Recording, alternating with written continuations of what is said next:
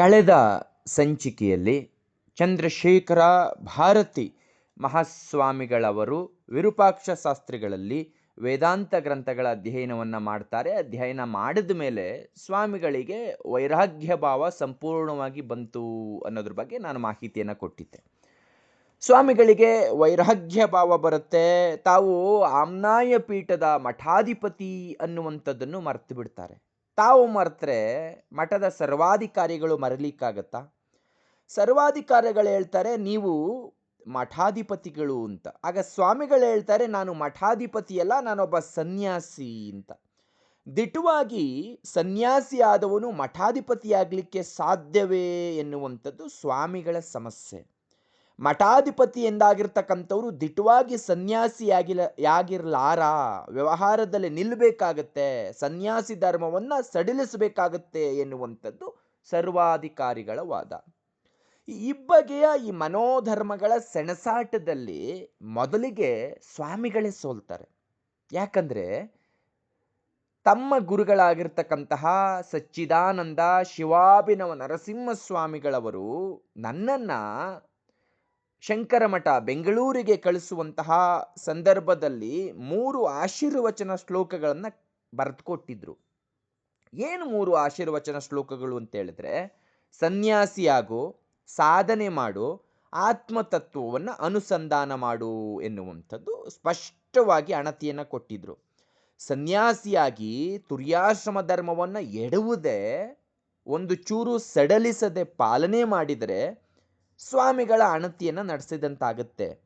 ಆದರೆ ಅದೇ ಗುರುಗಳು ತನ್ನ ಕಡೆಗಾಲದಲ್ಲಿ ಕುಣಿಗಲು ರಾಮಶಾಸ್ತ್ರಿಗಳ ಮೂಲಕ ತನಗೆ ಕಳಿಸಿರ್ತಕ್ಕಂತಹ ಅಪ್ಪಣೆ ನನ್ನ ನಂತರ ಶೃಂಗೇರಿ ಪೀಠದ ಉತ್ತರಾಧಿಕಾರಿಯಾಗಿ ಹೊಣೆಯನ್ನು ಹೊರಬೇಕು ಅಂತಿರುತ್ತೆ. ಹೀಗಿರುವಾಗ ಅವರು ಮಠಾಧಿಪತಿಗಳಾಗಿ ಮಾಡ್ತಾ ಇದ್ದಂತಹ ಕೆಲಸವನ್ನು ತನ್ನ ಕೈಲಾದ ಮಟ್ಟಿಗೆ ತಾನೂ ಮಾಡಿ ಮುಂದುವರಿಸಬೇಕು. ಅವರ ಪ್ರಭಾವವನ್ನು ಸಾಧ್ಯವಾದಷ್ಟು ಮಟ್ಟಕ್ಕೆ ಬೆಳೆಸಬೇಕು. ಅವರು ಕೈಗೊಂಡು ಮುಗಿಸುವ ಮೊದಲೇ ಮುಕ್ತರಾಗಿರ್ತಕ್ಕಂತಹ ಕೆಲಸಗಳನ್ನು ತಾನೂ ಪೂರೈಸಬೇಕು ಅನ್ನುವಂಥ ಸಂಕಲ್ಪವನ್ನು ಗುರುಗಳು ಮಾಡ್ತಾರೆ. ಹಿಂದಿನ ಸ್ವಾಮಿಗಳು ಕೈಗೊಂಡು ಮುಗಿಸಲಾಗದೇ ಇರತಕ್ಕಂತಹ ಕೆಲಸಗಳಲ್ಲಿ ಮೊದಲನೇದು ಶೃಂಗೇರಿಯ ಶಾರದಾ ದೇವಾಲಯದ ಜೀರ್ಣೋದ್ಧಾರ. ಶೃಂಗೇರಿಯ ಶಾರದಾ ದೇವಾಲಯ ಅಷ್ಟೊಂದು ನೋಡಲಿಕ್ಕೆ ಸೊಗಸಾಗಿರಲಿಲ್ಲ.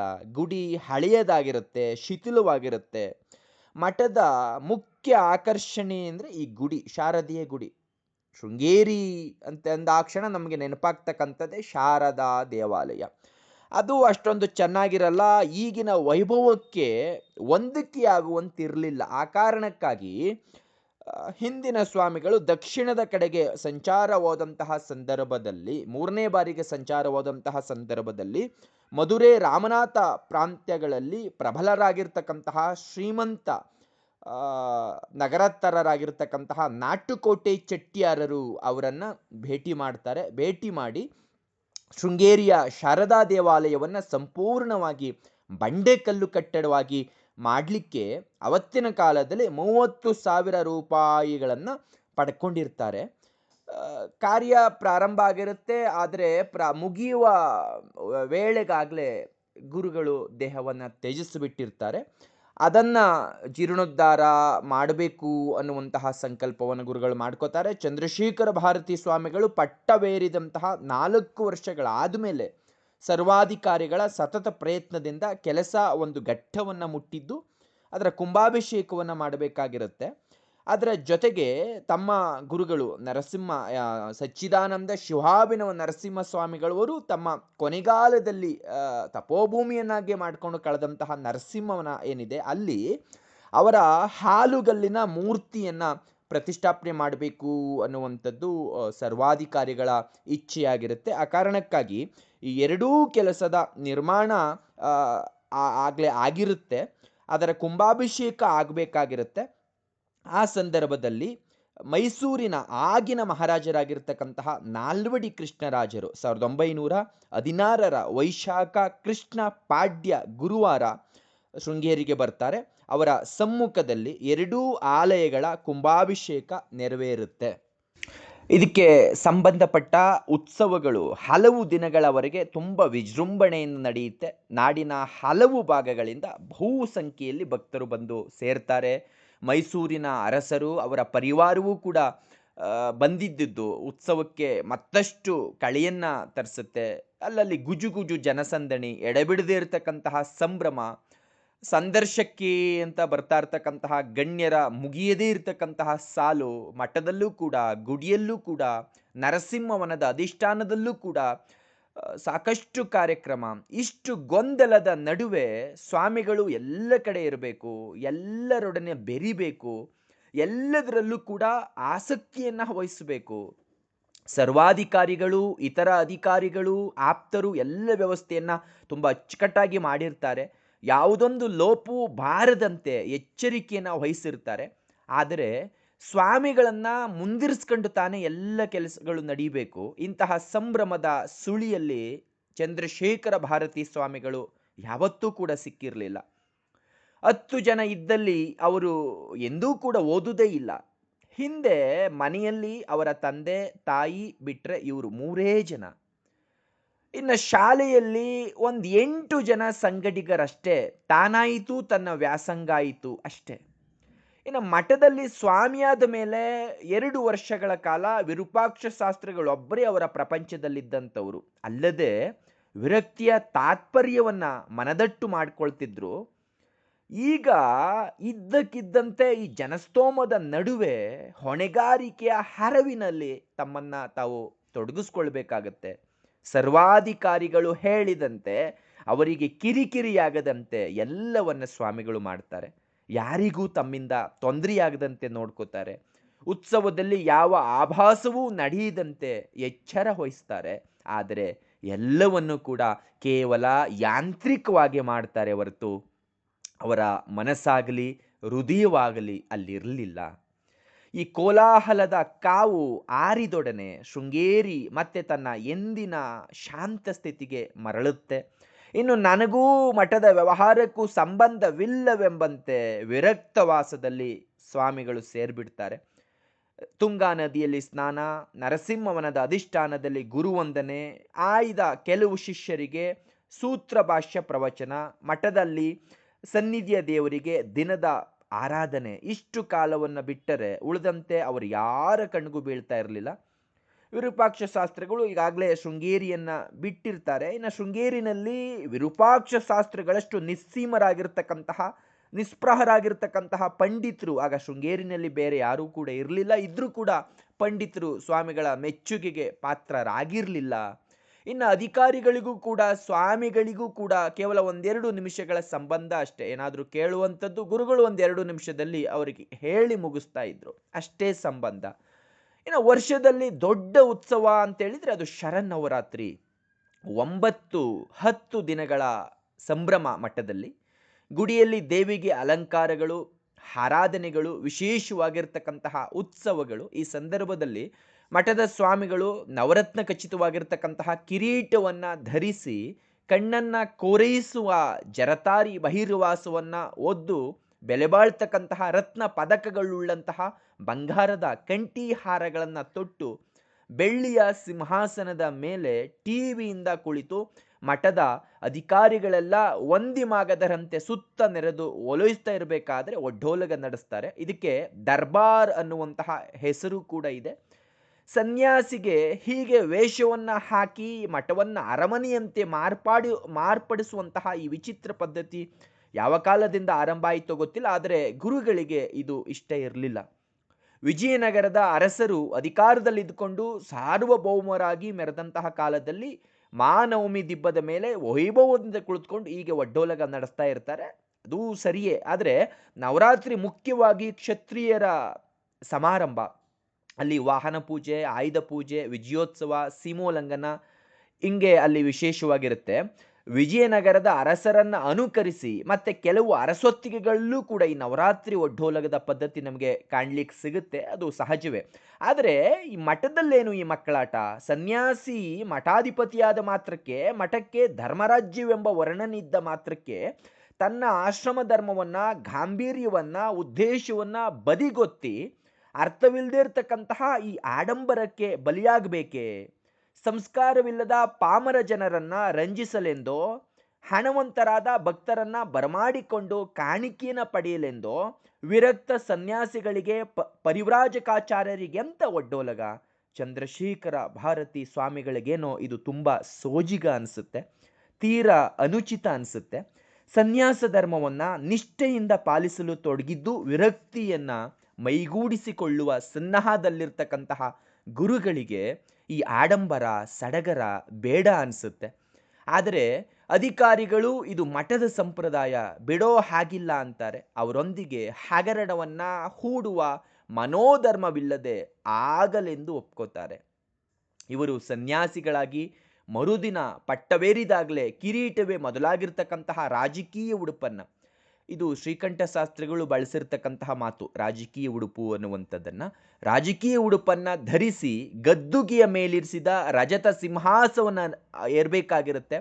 ಆಗಲೇ ಅವರಿಗೆ ಇದು ಒಲ್ಲದ ಪದ್ಧತಿ ಅಂತ ಅನಿಸುತ್ತೆ. ಆದರೆ ಮಾಡೋದೇನು? ಮಠದ ಪದ್ಧತಿ ಎಂದ ಮೇಲೆ ಅದು ತನಗೇನು ತಿಳಿಯುವುದು? ಸರ್ವಾಧಿಕಾರಿಗಳ ಎಲ್ಲವನ್ನ ಬಲ್ಲವರು, ಅವರು ಹೇಳದಂತೆ ನಡೆಯಲಿ ಅಷ್ಟೇ ಅಂತೇಳಿ ಅವರು ಅನ್ಕೋತಾರೆ ಗುರುಗಳು.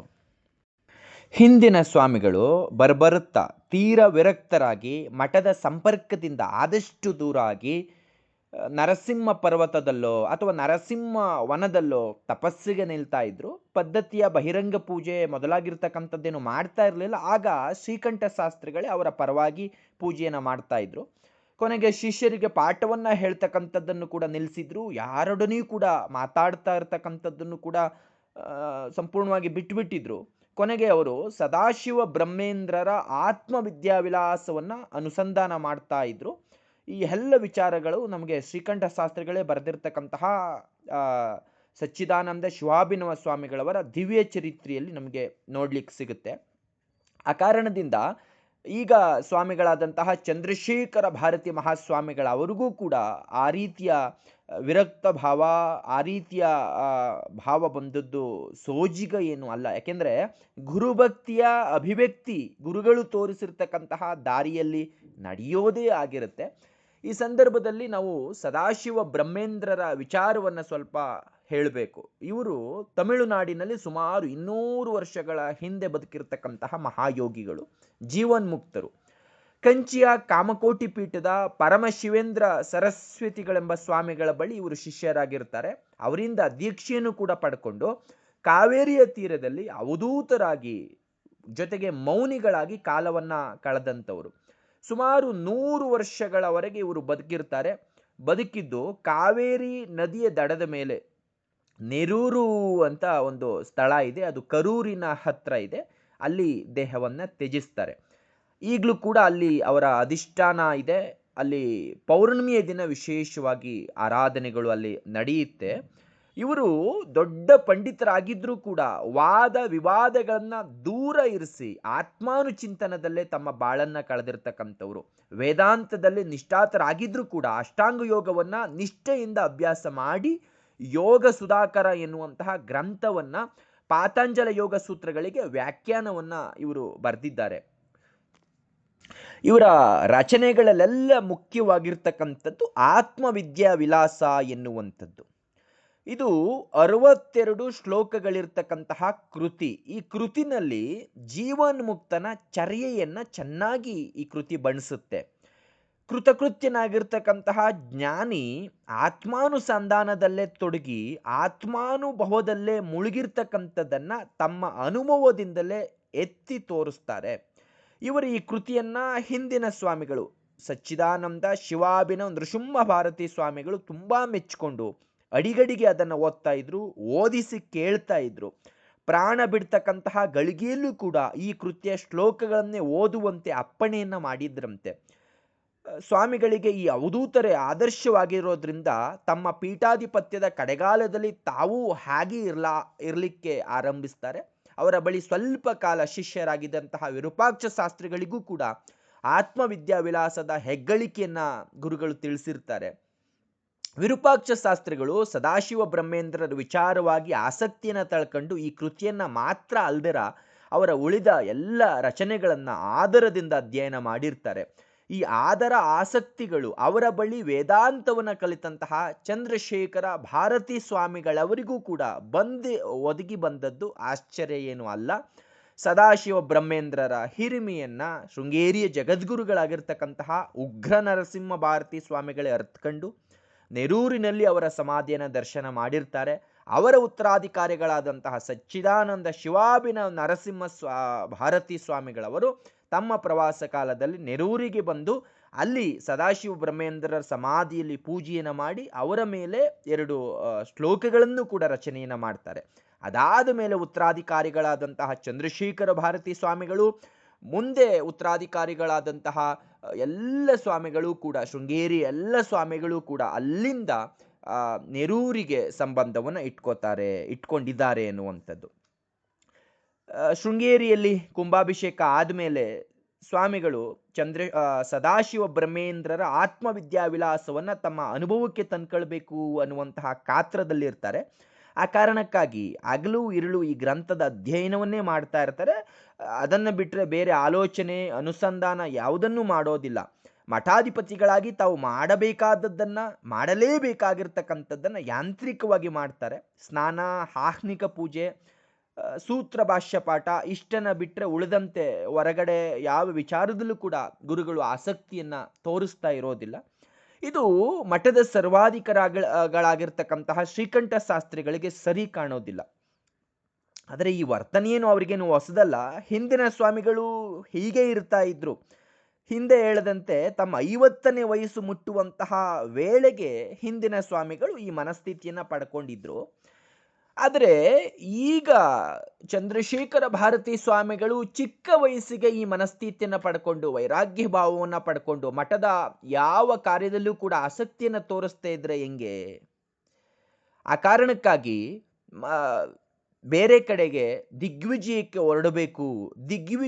ಹೊರಟ್ರೆ ತಾನೆ ಮಠ ವೈಭವೋಪೇತವಾಗಿ ಬೆಳಿಲಿಕ್ಕೆ ಸಾಧ್ಯ ಆಗ್ತಕ್ಕಂಥದ್ದು. ಈ ಕಾರಣಕ್ಕಾಗಿ ಮತ್ತೆ ಮತ್ತೆ ಸಂಚಾರಕ್ಕೆ ಹೊರಡಬೇಕು ಅಂತೇಳಿ ಸ್ವಾಮಿಗಳಿಗೆ ಹೇಳ್ತಾ ಇರ್ತಾರೆ. ಆದರೆ ಸ್ವಾಮಿಗಳು ಅವನ್ನ ಕಿವಿಗೆ ಹಾಕೊಳ್ಳೋದಿಲ್ಲ. ಹಾಗಂತ ಬೇಡ ಅಂತಲೂ ಕೂಡ ಹೇಳೋದಿಲ್ಲ. ಆದರೆ ಸ್ವಾಮಿಗಳ ಚರ್ಯೆ ಬದಲಾಗುತ್ತೆ ಅಂತ ಶ್ರೀಕಂಠ ಶಾಸ್ತ್ರಿಗಳು ಕಾದು ನೋಡ್ತಾರೆ. ಬಲವಂತವಾಗಿ ಅದನ್ನು ಬದಲಿಸಲಿಕ್ಕೆ ಪ್ರಯತ್ನವನ್ನು ಪಡ್ತಾರೆ. ಆದರೆ ಸ್ವಾಮಿಗಳು ಯಾವುದಕ್ಕೂ ಜಗ್ಗೋದಿಲ್ಲ.